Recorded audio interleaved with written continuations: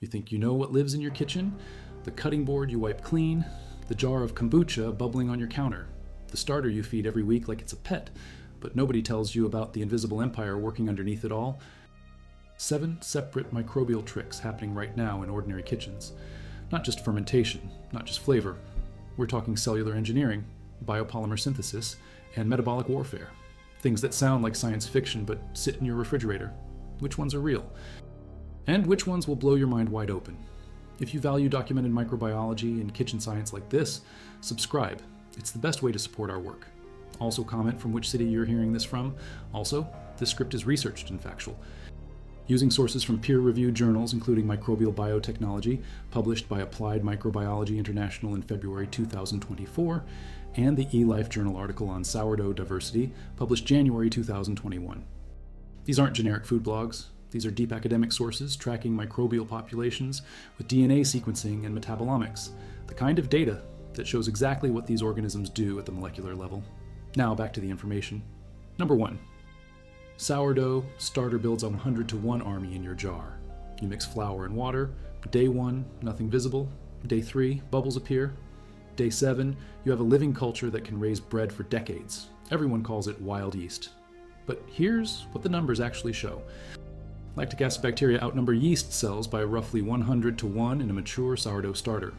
Published research from Modernist Cuisine in August 2024 confirms this ratio. You're not growing a yeast culture. You're farming bacteria that tolerate acid so brutal it kills almost everything else. The primary species is Lactobacillus sanfranciscensis, first isolated in San Francisco sourdough studies in the 1960s. The yeast is typically Candida malari or Saccharomyces exiguus, not the commercial Saccharomyces cerevisiae bakers buy in packets. That's critical. Commercial yeast dies in the acid that sourdough bacteria produce. Wild yeast survives it. The pH drops from 5.5 at day 0 to 3.8 by day 14. That's the same acidity as orange juice.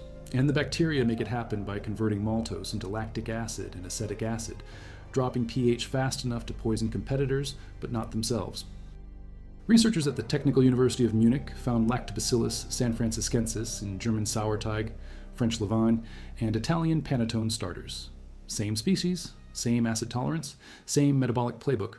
Wherever it appears, it probably came from bakers' hands, not the local air. A study published in eLife in January 2021 sequenced over 500 sourdough starters from home bakers worldwide. Saccharomyces cerevisiae showed up in 77% of samples, accounting for more than 50% of fungal reads. But bacteria dominated the cell counts. Lactobacillus sanfranciscensis prefers maltose, while yeast targets glucose and fructose. They split the sugar pool. The yeast also makes amylase, an enzyme that breaks starch into sugars both species can use. Teamwork. But here's the warfare angle. Together, yeast and bacteria poison their environment. The yeast produces ethanol. The bacteria secrete lactic acid and acetic acid.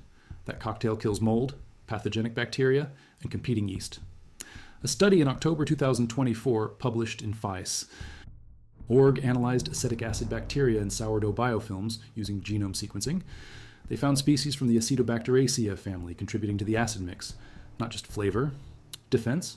The lower the pH, the fewer invaders survive, and the bacteria do one more trick.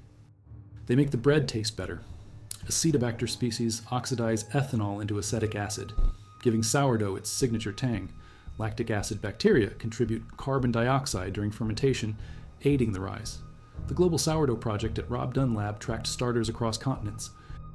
Results showed stable microbial communities after about 10 feedings, reaching a median of 3 lactic acid bacteria species and 1 yeast species per starter. Dominance, not diversity. The bacteria grow faster than the yeast in the early days, acidifying the dough and creating conditions only acid-tolerant yeast can survive. By day 6, you have a mature starter with over 10 to the 8th colony-forming units per gram of lactic acid bacteria. That's 100 million cells per gram. The yeast count hovers around 10 to the 6th per gram, 1 million. The ratio holds 100-to-1. You see bubbles and think yeast. The bacteria are running the show. Number 2, kombucha bacteria build living fabric while you drink. You pour sweet tea. At a SCOBY, symbiotic culture of bacteria and yeast. 2 weeks later, you have a fizzy, tangy drink. And floating on top, a thick, rubbery disc you could peel off and wear. That's bacterial cellulose. not plant fiber. Bacteria spinning pure cellulose fibers in real time, while they convert ethanol into acetic acid. The dominant bacteria belong to the genus Comagataibacter, specifically Comagataibacter xylanus. Research published in Scientific Reports in November 2024 identified 7 dominant strains from kombucha scobies, collected in the Netherlands, America, China, and Iran. Comagataibacter xylanus, Comagataibacter sucrofermentans, Comagataibacter intermedius, Comagataibacter cocois, and Gluconacidobacter liquefaciens. They all make cellulose, but Comagataibacter intermedius, isolated from Iranian SCOBY, produced the highest yield at 5.733 grams per liter under static fermentation. Here's how it works. Yeast in the SCOBY ferment sugar into ethanol and carbon dioxide. The bacteria oxidize that ethanol into acetic acid, but while doing that, they extrude cellulose nanofibrils from their cell surfaces. Each nanofibril measures about 1.6 nanometers by 5.8 nanometers. That's molecular scale engineering. 46 of these nanofibrils align side by side to form a microfibril. The microfibrils weave into ribbons. The ribbons stack into a 3-dimensional network. The result is a cellulose pellicle, the SCOBY film. Bacterial cellulose has no lignin, no hemicellulose. It's 90% pure cellulose. Plant cellulose contains all 3. That purity gives bacterial cellulose incredible tensile strength. A 2024 study in food production Processing and Nutrition found that kombucha SCOBY cellulose from soy whey had mechanical properties suitable for bioplastics and wound dressings. The cellulose fibers are 100 times smaller than plant cellulose fibers. Smaller fibers mean higher surface area and better mechanical performance, and it happens aerobically. The bacteria need oxygen to oxidize ethanol. That's why the SCOBY grows on the surface. Maximum air contact, maximum oxidation. The acetic acid they produce drops the pH from 4.5 to 3.0 over 10 to 14 days, as documented in a Green 24 biochemistry review published online. That acidity kills pathogens and preserves the drink. The cellulose matrix protects the bacteria from UV radiation, osmotic stress, and predators. But here's the twist. You can grow SCOBY cellulose on different substrates. A study in March 2022 published in Food Production, Processing and Nutrition tested kombucha fermentation on herbal infusions: black tea, green tea, yerba mate, lavender, oregano, and fennel. SCOBY synthesized cellulose films in all 6. Yerba mate films showed 93% radical inhibition due to plant polyphenols trapped in the cellulose matrix. Antioxidant fabric. Industrial researchers are scaling this. A 2024 paper in International Journal of Polymer Science optimized SCOBY production using tea dust and blackstrap molasses. Cost per liter dropped from $0.075 to $0.027. That's a 97.8% cost reduction. The yield increased from 2.44% to 2.56% by day 10. Growth rate hit 1.142 kilograms per day. Commercial viability, and the cellulose isn't just for kombucha. Researchers at Cellulose Journal in July 2022 isolated Comagataibacter radicus from kombucha and grew bacterial cellulose using acerola juice waste as the substrate. Yield reached 2.3 grams per liter. The material showed 2-fold higher breaking stress resistance compared to cellulose grown on traditional Hestron Schramm medium. Industrial waste becomes high-performance biomaterial. So when you drink kombucha, you're not just consuming probiotics. You're harvesting the byproduct of bacteria building structural biopolymers while they wage chemical warfare on competitors using acetic acid. And that floating disc you toss? Fashion designers have already turned it into leather-like fabric. Number 3. Yogurt bacteria trade molecules like Wall Street traders. You heat milk, cool it to 43 degrees Celsius, add Streptococcus thermophilus and Lactobacillus delbrecki, subspecies bulgaricus. 8 hours later, you have yogurt, coagulated milk protein, tangy taste, thick texture, but the bacteriology underneath is pure symbiotic capitalism. Streptococcus thermophilus grows fast. It ferments lactose into lactic acid, dropping the pH. That acid makes casein proteins coagulate into the gel structure you recognize as yogurt. But Streptococcus thermophilus has a problem. It can't synthesize all the amino acids it needs. It requires peptides and free amino acids from an external source. Enter Lactobacillus bulgaricus.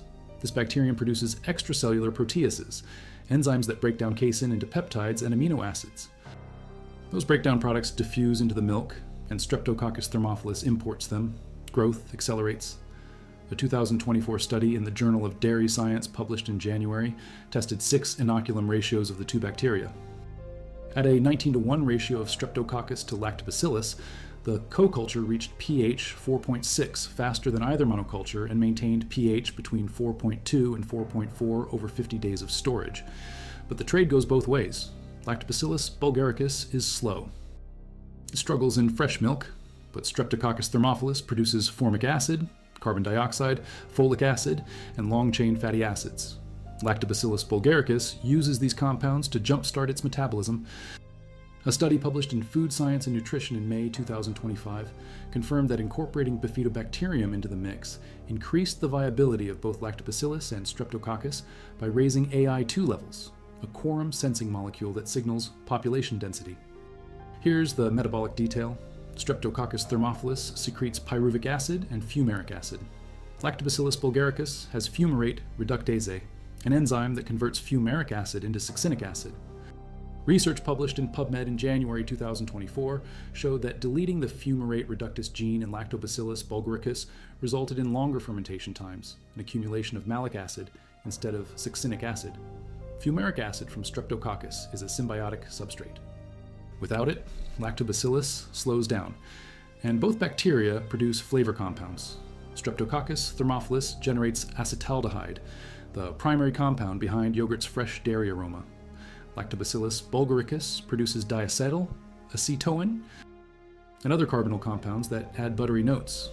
A 2024 study in Fermentation journal using solid-phase microextraction gas chromatography mass spectrometry detected 63 volatile flavor compounds in yogurt, with 10 showing high odor-active values. The ratio of Streptococcus to Lactobacillus directly affects the flavor profile, but the bacteria compete as well. In whey-based fermentation, studies published in Science Direct in January 2016 showed that Lactobacillus bulgaricus adjusts its nitrogen metabolism under co-culture stress. It imports peptides more efficiently and stops converting aspartate into carbon skeleton intermediates, conserving nitrogen. Mutualism with a competitive edge. And there's more.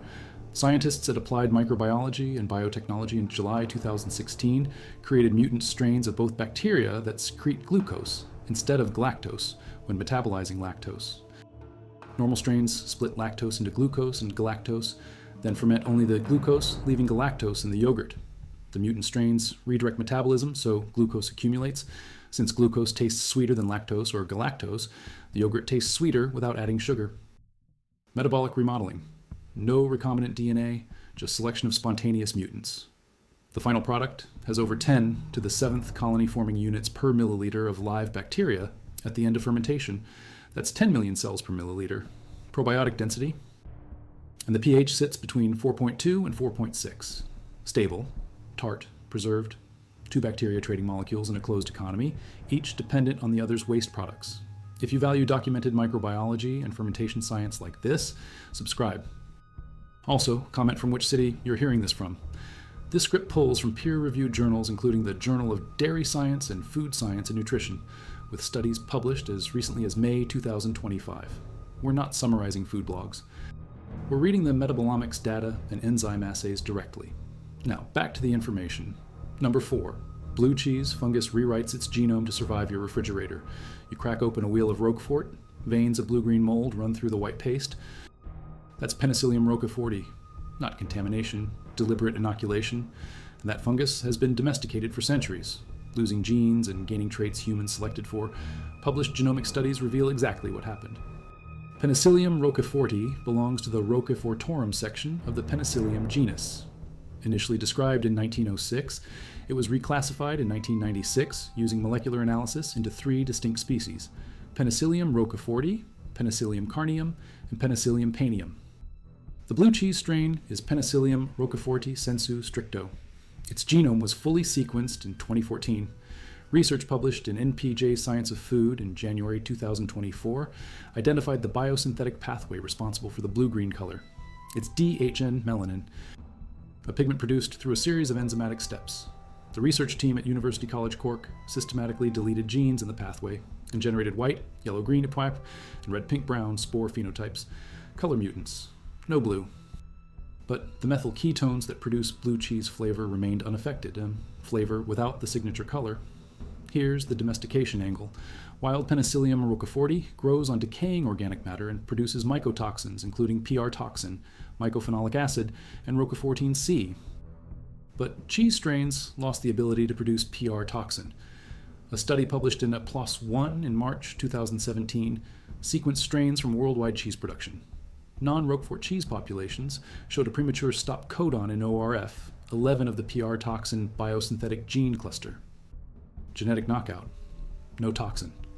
Similarly, these strains had a deletion in the MPAC gene, eliminating mycophenolic acid production. But Roquefort strains are different. They retain intact PR toxin genes but don't express the toxin. Downregulation, not mutation. The researchers found no indel or frameshift mutations, suggesting gene silencing. Why? Selection? Cheesemakers backslopped starter cultures, taking spores from successful batches to inoculate new ones. Low toxin producers got selected. High toxin producers got discarded. Overgenerations. Domesticated strains lost toxigenic capacity. And the fungus tolerates extremes. Penicillium roqueforti grows at refrigeration temperatures, in low oxygen environments, and in the presence of both alkali and weak acid preservatives. It survives 6 to 10% sodium chloride. That's seawater salinity. It grows inside cheese paste where oxygen is scarce, and it produces extracellular lipases and proteases that break down milk fat and protein, generating flavor compounds including 2-methylbutanoic acid, 3-methylbutanoic acid, and methyl ketones like 2-pentanone and 2-heptanone. Those compounds define blue cheese aroma. A population genetics study published in PLOS One in 2017 analyzed cheese strains from multiple protected designations of origin. They found 8 genetic clusters. One cluster contained only non-cheese environmental strains. Another cluster consisted exclusively of Roquefort PDO strains, genetically distinct from other cheese populations, clonal lineages. Centuries of isolation in specific caves with specific production methods created genetic differentiation. But there's horizontal gene transfer. Research published in Current Biology in 2015 identified 2 large genomic regions, cheese eater and wallaby, that were horizontally transferred between Penicillium species. Some cheese strains have both regions. Some have neither. The presence or absence of these regions correlates with cheese production traits, including growth rate and enzyme activity. Fungal genetics in the food industry isn't stable. It's dynamic, and the fungus forms biofilms. In traditional production, spores are inoculated into cheese curd. As the cheese matures, the fungus grows in veins where needles pierce the paste to allow oxygen. Mycelium extends, spores form, the blue-green color appears. Aging lasts weeks to months. During that time, the fungus secretes enzymes continuously, modifying texture and taste. The final cheese has billions of fungal spores per gram, a living product. The new color mutants have commercial potential: pink Roquefort, yellow Stilton. Imagine the marketing. But more important, the genetic tools developed for this research apply to other food fungi. Penicillium camemberti, the white mold on brie and camembert, underwent similar domestication. It lost sexual reproduction and exists as a clonal lineage. Published research in Current Biology in September 2020 showed that Penicillium camemberti diverged from the wild species Penicillium fuscoglaucum through human selection. White fluffy appearance won over green rough texture. Cheesemakers chose aesthetics. The fungus evolved accordingly.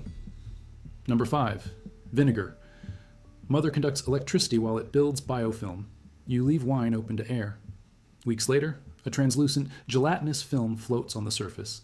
That's the mother of vinegar, a biofilm composed of acetic acid bacteria and cellulose. Louis Pasteur proved in 1864 that Acetobacter aceti converted ethanol into acetic acid. But the mother of vinegar does something most people don't realize. It conducts electricity. Research published in ACS Applied Materials and Interfaces in April 2021 measured the electrical properties of Acetobacter aceti biofilms. The bacterial colony exhibited trains of extracellular electrical potential spikes with amplitudes ranging from 1 to 17 millivolts. Open circuit voltage dropped between 7 and 25 millivolts. Short circuit current measured 1.5 to 4 nanoamperes. The biofilm acts as an electrochemical battery, and it responds to mechanical stimulation with changes in electrical activity. Living tactile sensor. Here's how vinegar forms. Acetobacter species oxidize ethanol to acetic acid in a 2-step process. First, Pyrroloquinoline, quinone-dependent alcohol dehydrogenase, oxidizes ethanol to acetaldehyde in the periplasm. Then, aldehyde dehydrogenase oxidizes acetaldehyde to acetic acid. Both enzymes are membrane-bound. The process requires oxygen. That's why the biofilm forms at the air-liquid interface. Maximum oxygen exposure, but multiple species participate. Research published in Food Microbiology in September 2014 used culture-independent pyrosequencing to analyze vinegar biofilms from strawberries. They detected 10 genera of acetic acid bacteria: Acetobacter, Gluconacetobacter, Comagotibacter, Ameamea. Comagotibacter hanseini and Comagotibacter europaeus dominated samples with acetic acid concentrations above 6%. Acetobacter pasteurianus dominated samples below 6% acetic acid. Different species for different acid loads. A study published in Applied and Environmental Microbiology in May 29 tracked biofilm succession during traditional balsamic vinegar production. Acetobacter pasteurianus grew quickly at low acetic acid concentrations, but once acid exceeded 5%, Comagotibacter europaeus took over, acid-tolerant species. The biofilm structure contains cellulose fibers produced by Comagotibacter species. That cellulose matrix provides structural support and protection. The bacteria embed themselves in it, forming a cohesive film. And the film isn't passive. Impedance spectroscopy showed that electrical conduction occurs along preferential paths within the biofilm. Counterintuitively, resistance was higher between closer electrodes, suggesting the cellulose fibers create a network that channels current. Pulse tomography revealed that the colony's electrical properties depend on the spatial distribution of cellulose fibers. The biofilm is wired. Here's the industrial angle. Traditional vinegar production uses the Orleans method, barrels filled 2/3 with wine or cider. Air circulation through side holes. The mother vinegar forms on the surface. Ethanol oxidizes over weeks to months. Acid accumulates. Final concentration reaches 4.5 to 12% acetic acid. The mother vinegar gets transferred to new barrels via backslopping, inoculating fresh batches. Centuries-old starter cultures pass down through generations, but modern submerged fermentation bubbles air through the liquid, increasing oxygen contact and speeding acidification to days instead of weeks. The mother vinegar doesn't form in submerged fermentation, no biofilm needed, but the traditional method produces more complex flavor profiles. Studies show Orleans method vinegar contains higher concentrations of esters, aldehydes, and organic acids compared to rapid industrial vinegar. And the bacteria tolerate harsh conditions. Acetobacter aceti grows in pH 3 to 4 dog, survives temperatures from 25 to 35 degrees Celsius, and tolerates ethanol concentrations up to 10%. It's classified as generally recognized as safe by the FDA. No pathogenicity. Just acid production. And in unexpected applications, biofilms of Acetobacter aceti grown in ethanol solutions form protective layers that prevent corrosion of carbon steel. Industrial profits increase if microbiologically induced corrosion decreases. Recent molecular studies identified species using 16S rRNA sequencing and high-resolution melting analysis. Acetobacter okinawensis, isolated from apple vinegar, Comagotibacter europaeus from grape vinegar. Each species has a preferred substrate and acid tolerance. Matching the right bacterium to the right raw material optimizes production, and new species are still being discovered. In 2024, researchers in China isolated novel strains from aged Shaanxi vinegar, finding 7 species across 3 genera, including Limosilactobacillus fermentum and Weissella confusa, contributing to pH regulation. The mother of vinegar isn't a relic.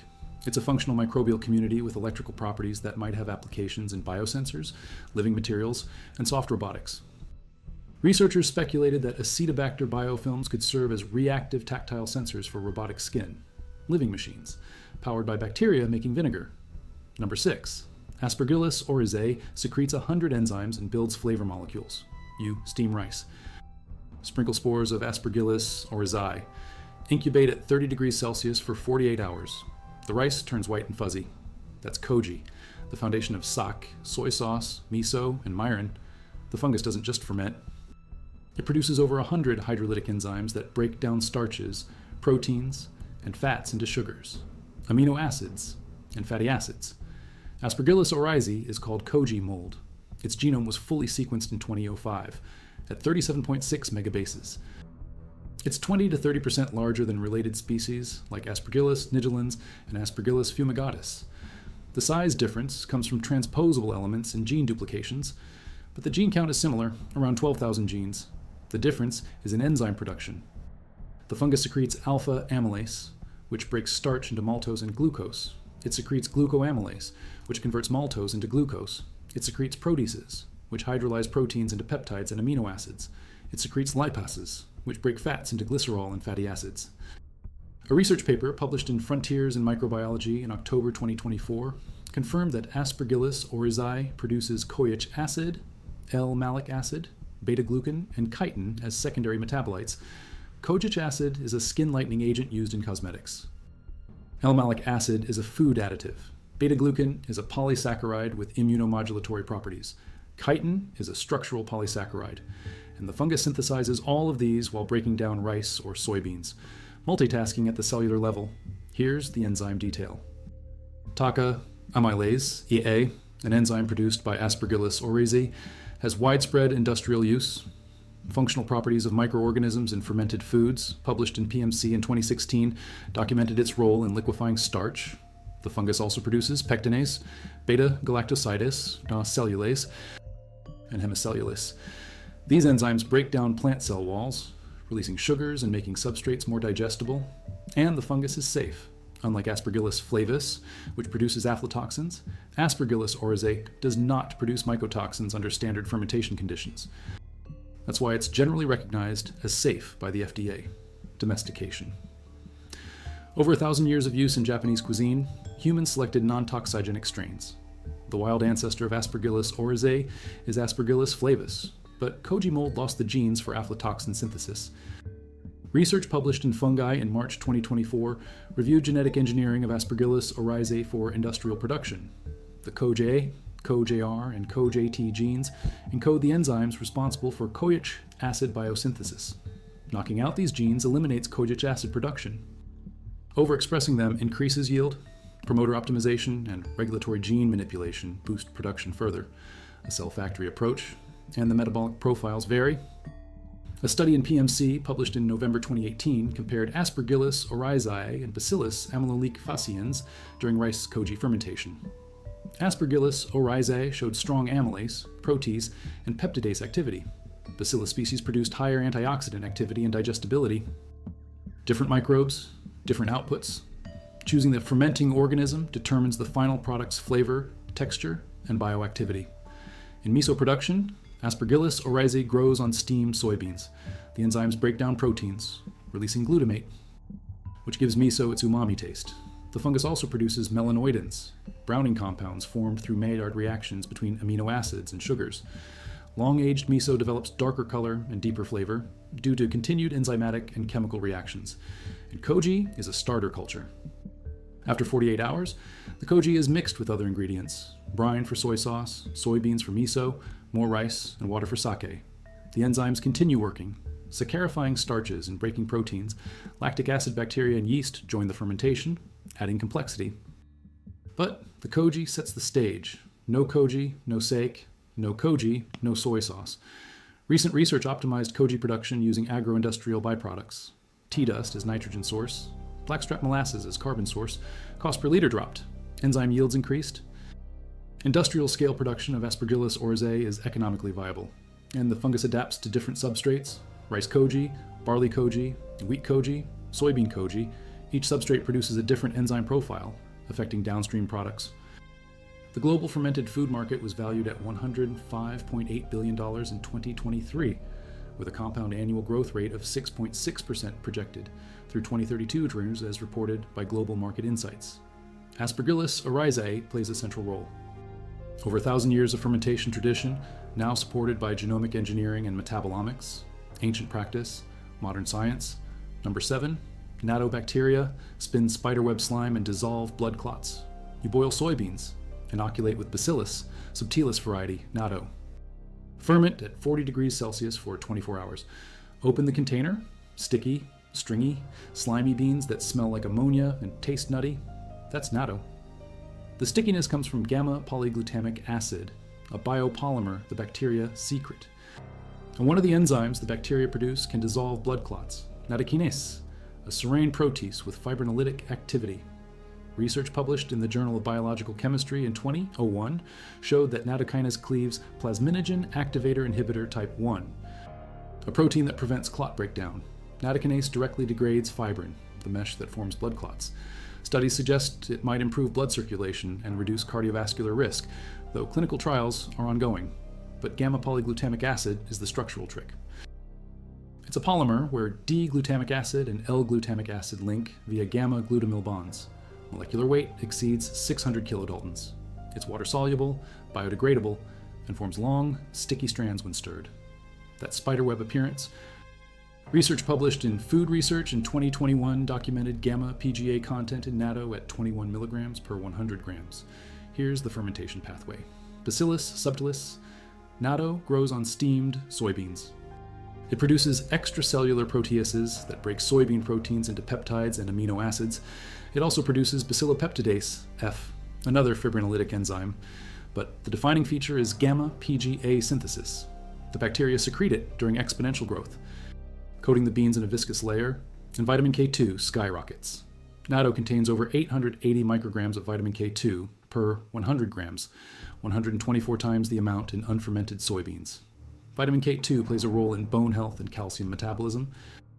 Regular natto consumption correlates with lower osteoporosis rates in Japan, as documented in a 2020 study published in European Journal of Nutrition. But natto fermentation is sensitive. Presence of organic acids from lactic acid bacteria inhibits bacillus growth. During the soaking step, if lactic acid bacteria proliferate, they produce acid that prevents Bacillus subtilis from fermenting. To avoid this, producers rinse soybeans with flowing tap water after soaking them, removing organic acids. But excessive rinsing affects taste. It's a balance. Research published in Biodiversitas in 2022 sequenced the complete genome of Bacillus subtilis, G8, isolated from Japanese natto sold in Indonesia. The genome confirmed nattokinase and gamma-PGA biosynthetic genes. Whole genome analysis revealed high similarity to reference natto strains, validating the isolate's authenticity. And different Bacillus species produce different metabolites. Bacillus subtilis yields gamma-PGA and nattokinase. Bacillus licheniformis produces exopolysaccharides with different structures. Bacillus amyloliquefaciens shows higher antioxidant activity. Food Science and Biotechnology, published in 2004, compared soy sauce fermented by Bacillus licheniformis and Aspergillus oryzae. Quality characteristics differed. Enzyme profiles differed. Microbe selection matters.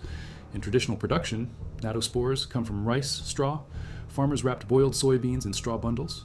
Wild Bacillus subtilis natto on the straw inoculated the beans. Now, industrial producers use pure starter cultures grown in labs.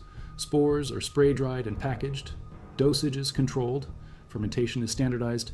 But the biology remains the same, and natto has applications beyond food. Gamma-PGA is used in cosmetics as a moisturizing agent. It's tested as a drug delivery system due to its biocompatibility. Nattokinase is sold as a dietary supplement for cardiovascular health. Research explores using Bacillus subtilis to produce recombinant proteins and enzymes for industrial applications. A study published in Journal of Molecular Microbiology and Biotechnology in 2013 showed that inactivating pyruvate kinase, or the phosphotransferase system in Bacillus subtilis, increased shikimic acid and dehydroshikimic acid yields from glucose. Metabolic engineering. Redirecting pathways to produce high-value compounds. The same tools that make natto might make pharmaceuticals. And fermentation time is critical. Shorter fermentation yields less gamma-PGA and lower enzyme activity. Longer fermentation increases ammonia smell, which some consumers find unpleasant. The optimal window is 20 to 24 hours at 40 degrees Celsius. Temperature too low. Bacillus grows slowly. Temperature too high. Protein denatures and enzymes deactivate. The stickiness also depends on pH. At neutral pH, gamma-PGA forms maximum viscosity. As pH drops, viscosity decreases. Bacillus subtilis natto maintains pH around 7 to 8 during fermentation, producing ammonia from amino acid deamination. That alkaline shift preserves gamma-PGA structure. Recent research isolated gamma-PGA producing Bacillus strains from fermented soybean foods in Arunachal Pradesh, India. Viscosity measurements identified 7 high producing strains: Bacillus velazensis, Bacillus siamensis, Bacillus subtilis, Bacillus tecalensis, and Bacillus safensis. Molecular weights exceeded 600 kilodaltons. Amino acid analysis confirmed glutamic acid as the primary monomer. The diversity of gamma PGA-producing bacillus species suggests multiple evolutionary pathways toward this metabolic trick. And natto isn't the only alkaline fermented soybean product. Kinema in Nepal, duchi in China, all use bacillus species. All produce sticky, pungent, protein-rich foods. The fermentation principle is consistent. Proteolytic activity, gamma PGA secretion, alkaline pH. The biochemistry crosses cultures. So when you eat natto, you're consuming living bacteria that spin biopolymers, synthesize vitamins, and secrete enzymes that can dissolve blood clots, all from boiling soybeans and adding the right microbe. The sticky strands you pull apart are molecular weight polymers synthesized by bacteria in a 24-hour incubation. Kitchen microbiology at its most spectacular. 7 microbial tricks, 100 lactic acid bacteria cells per yeast cell in your sourdough starter. Kombucha bacteria, weaving cellulose fibers while making acid. Yogurt bacteria, trading amino acids and fumaric acid in a closed metabolic loop. Blue cheese fungus, rewriting its genome under human selection pressure. Vinegar, mother building biofilms that conduct electricity. Koji mold secreting 100 enzymes to liquefy rice and soybeans. Natto bacteria spinning gamma polyglutamic acid slime and producing clot-dissolving proteases. Not legend, not folklore. Published in peer-reviewed journals with DNA sequencing, metabolomics, and enzyme assays. Microbial biotechnology, published by Applied Microbiology International, eLife Journal on Sourdough Diversity, Scientific Reports on Kombucha Cellulose, Journal of Dairy Science on Yogurt Symbiosis, and PJ, Science of Food on Blue Cheese Genomics, Frontiers in Microbiology on Aspergillus oryzae postbiotics, Biodiversitas on Bacillus subtilis whole genome analysis. A 2024 study in Nature Ecology and Evolution showed that fermented food microbiomes assemble through dispersal, selection, diversification, and drift. Ecology and evolution happening in your kitchen. Most food producers don't realize the ecological processes occurring in their production environments, but the microbes know. They compete, cooperate, and engineer their environments at the molecular scale, and the discoveries keep coming. In October 2024, researchers published M systems, showing that acetic acid bacteria in sourdough aren't just passengers. They metabolize organic acids and modulate flavor profiles. Previous research focused on lactic acid bacteria and yeast. But acetic acid bacteria shape emergent properties too. More players than we thought. The global kombucha market was valued at $4.26 billion in 2024 dollars, projected to reach $9.09 billion by 2030 dollars, growing at 13.5% annually, according to Grand View Research. Coca-Cola invested $20 million in health aid kombucha. Starbucks tested kombucha beverages through Evolution Fresh. Industrial giants betting on bacterial cellulose and probiotic drinks. And the fermented dairy market is expected to grow from $316.33 billion in 2024 to $434.35 billion in 2030 at a compound annual growth rate of 5.51%. Yogurt, kefir, cheese, all powered by microbes, humans domesticated over millennia.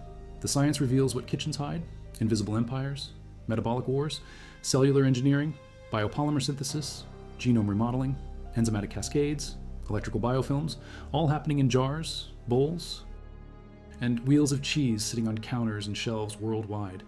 You open your refrigerator, sourdough starter bubbling, kombucha fermenting, yogurt setting, blue cheese aging, vinegar, mother floating, koji growing, natto stringing, 7 separate microbial tricks running in parallel. Not magic, not mystery, documented biochemistry and molecular biology, the invisible empire working for you, one enzyme at a time.